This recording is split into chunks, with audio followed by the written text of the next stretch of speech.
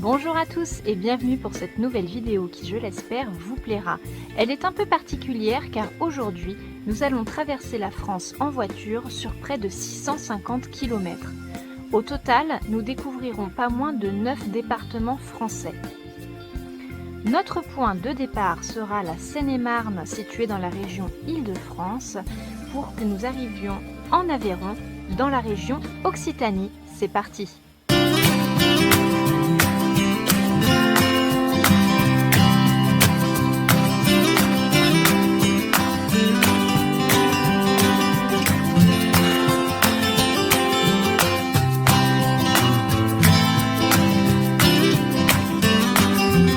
Nous démarrons donc cette traversée avec la Seine-et-Marne, département d'un peu moins de 6000 km².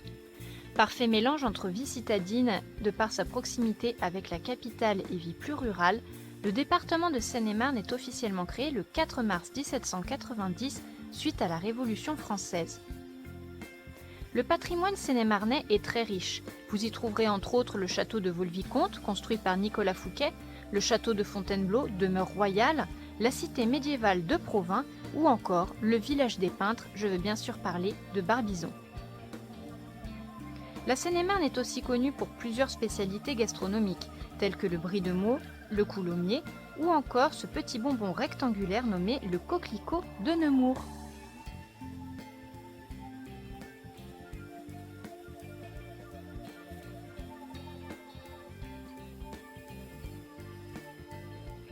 Le deuxième département que nous traversons est le Loiret, qui s'étend sur environ 6700 km² et qui se situe à une centaine de kilomètres de Paris.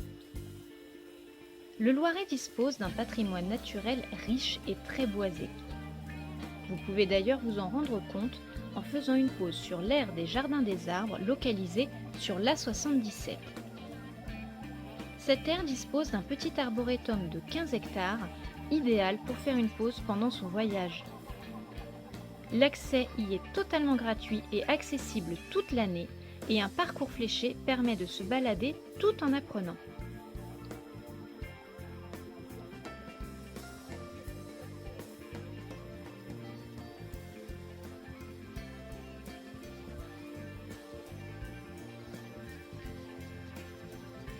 Côté cuisine, les spécialités sont légion, avec le miel du Gâtinais, le fameux Pithiviers ou encore les vins de l'Orléanais.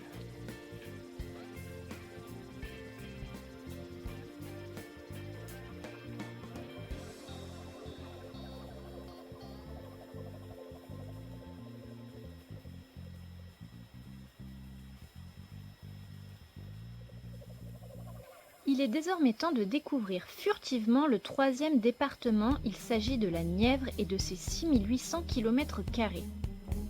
Le Nivernais a été vendu au cardinal Mazarin en 1659. Très connue pour ses eaux thermales, la Nièvre acquiert peu à peu une grande renommée. Durant la Seconde Guerre mondiale, le département, bien qu'occupé par les troupes allemandes, se transforme en véritable refuge pour les résistants français. Côté cuisine, vous pourrez y déguster plusieurs fromages comme le cône ou encore, pour ceux qui préfèrent le sucré, les petits mariniers à la vanille. Nous arrivons à présent dans l'Allier et la région Auvergne-Rhône-Alpes. Avec plus de 7300 km², l'Allier fait partie des plus grands départements français.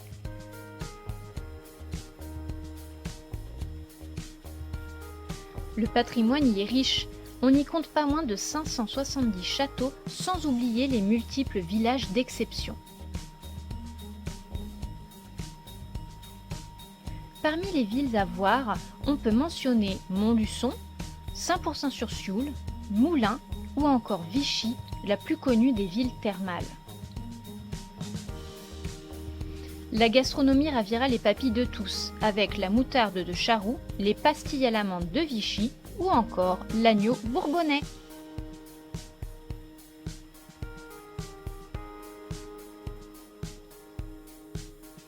Après l'Allier, c'est au tour du Puy-de-Dôme, ses 7970 km² et bien entendu ses nombreux volcans. Parmi les plus connus, le Puy de Sancy, qui avec ses 1885 mètres d'altitude est le plus haut volcan de France métropolitaine. N'oublions pas non plus le Puy-de-Dôme que vous voyez à l'écran. Ce volcan et la chaîne des Puys sont inscrits au réseau des grands sites de France. Nous allons ensuite longer Clermont-Ferrand avant de passer devant le plateau de Gergovie, lieu de bataille entre Jules César et Vercingétorix en 52 avant Jésus-Christ. Bien entendu, ne partez pas du Puy-de-Dôme sans avoir goûté le fameux Saint-Nectaire. Après ces belles découvertes, nous passons brièvement par un petit département de moins de 5000 km², la Haute-Loire. Ces frontières ont été déterminées le 26 février 1790. La Haute-Loire regroupe dès lors 3 provinces, le Languedoc, l'Auvergne et le Lyonnais. Comme partout ailleurs, on mange très bien en Haute-Loire, avec notamment la lentille verte du Puy-en-Velay, l'agneau noir du Velay ou encore la bière Vélavia.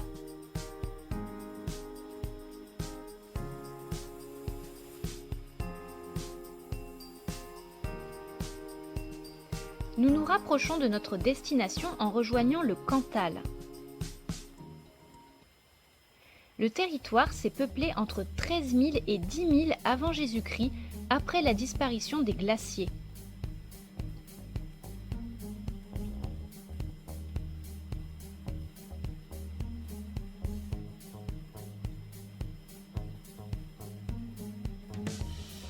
Département plutôt rural, vous pourrez, après avoir dégusté le fromage salaire ou une part de truffade, découvrir des petits bijoux bien cachés comme le viaduc de Garabit, pensé par Gustave Eiffel. Depuis 2017, ce viaduc est classé au monument historique. Je ne m'étendrai malheureusement pas longtemps sur le département que nous traversons actuellement, il s'agit de la Lozère. Ce territoire reste néanmoins à visiter. Le plateau de l'Aubrac, partagé entre le Cantal, l'Aveyron et la Lozère, vous offrira des balades d'exception au milieu d'un paysage unique.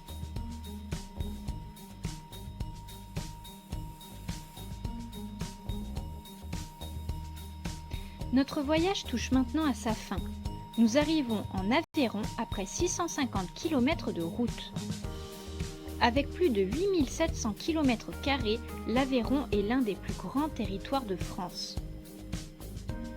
Nous quittons l'autoroute à Séverac-le-Château, village médiéval fortifié.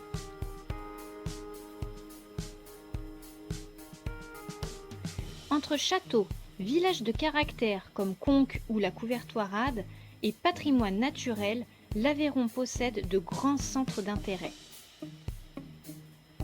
Avec l'aligot, les tripous ou le gâteau à la broche, tous les appétits seront comblés.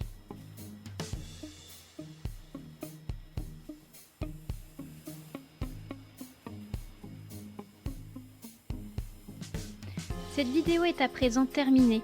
J'espère qu'elle vous aura plu et qu'elle vous aura fait découvrir de beaux paysages français. N'hésitez pas à soutenir la chaîne en vous abonnant, en laissant un commentaire et pourquoi pas un petit pouce bleu. Sur ce, je vous dis à très bientôt pour de nouvelles vidéos.